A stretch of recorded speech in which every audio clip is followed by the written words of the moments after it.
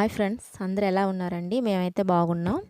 మీరు కూడా బాగుండాలని కోరుకుంటున్నామండి. ఈరోజు మీల్ మేకర్తో తయారు చేసే వంటకం అండి. చాలా బాగుంటుంది. చాలా సింపుల్గా చేసుకోవచ్చు. అలాగే దీన్ని తినడం వల్ల కలిగే ఉపయోగాలు కొన్ని మీతో షేర్ చేసుకుంటానండి.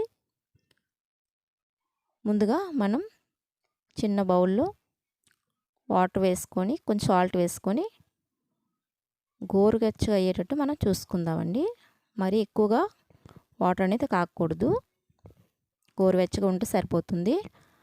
అందులో మీల్ మేకర్ని వేసుకుందామండి. అదే సోయా అండి. సోయా అని కూడా అంటారు.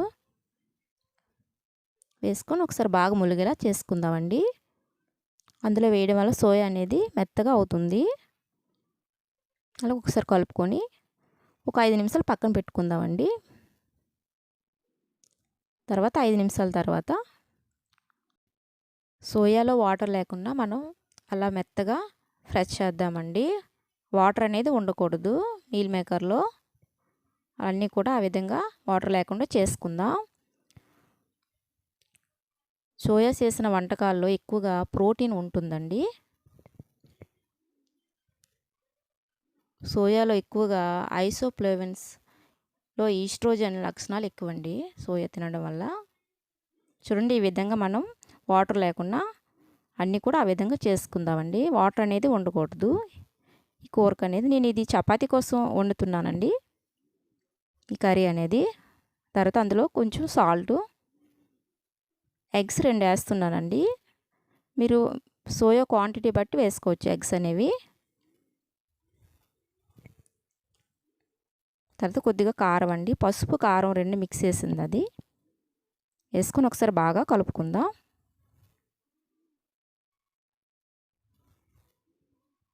సోయా ఎముకల ఆరోగ్యాన్ని మెరుగుపరుస్తుందండి.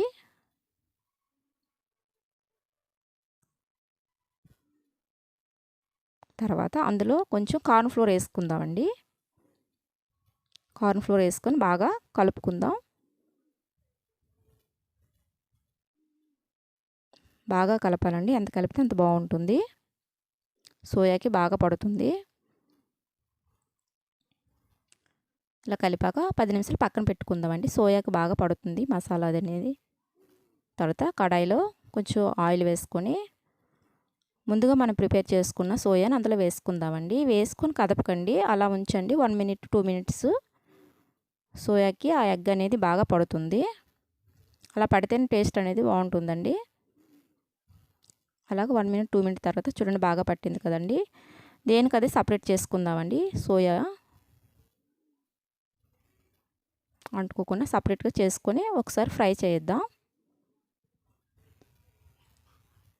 చూడండి ఫ్రై అయింది కదండి. తీసుకొని పక్కన పెట్టుకుందాం.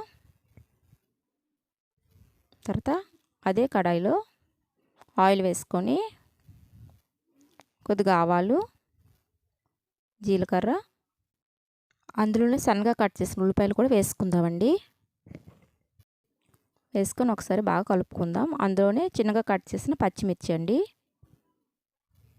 వేసుకొని కొంచెం కలర్ చేంజ్ అయ్యే వరకు బాగా కలుపుకుందామండి.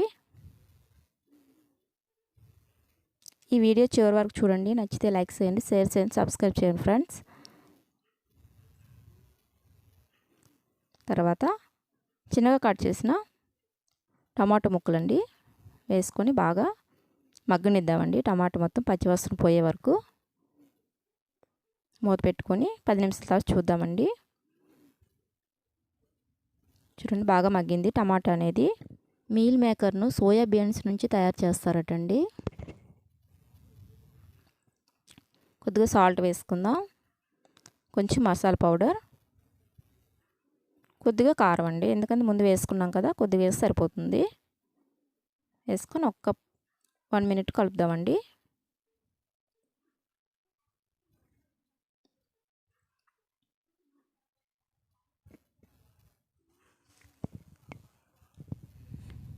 తర్వాత అందులో మనం ముందుగా ప్రిపేర్ చేసుకున్న సోయాని అందులో వేసుకుందామండి. వేసుకొని బాగా కలుపుదామండి.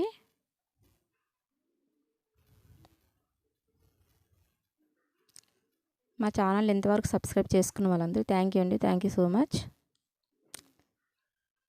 తర్వాత కొద్దిగా కొత్తిమీర వేసుకుందామండి. వేసుకొని బాగా కలుపుదాము.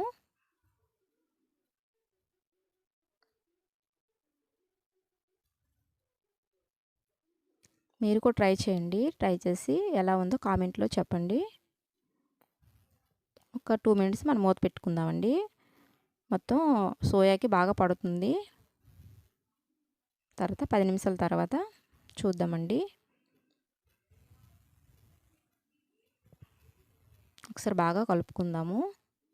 చాలా బాగుంటుంది. రైస్తో కూడా బాగుంటుందండి. మనకి ఇంకా జ్యూసీగా కావాలంటే కొంచెం మనం ఉల్లిపాయలు అనేవి ఎక్కువగా వేసుకుంటే జ్యూసీగా వస్తుందండి. అంతేనండి. మిల్ మేకర్తో కూర రెడీ అండి. చాలా బాగుంటుంది.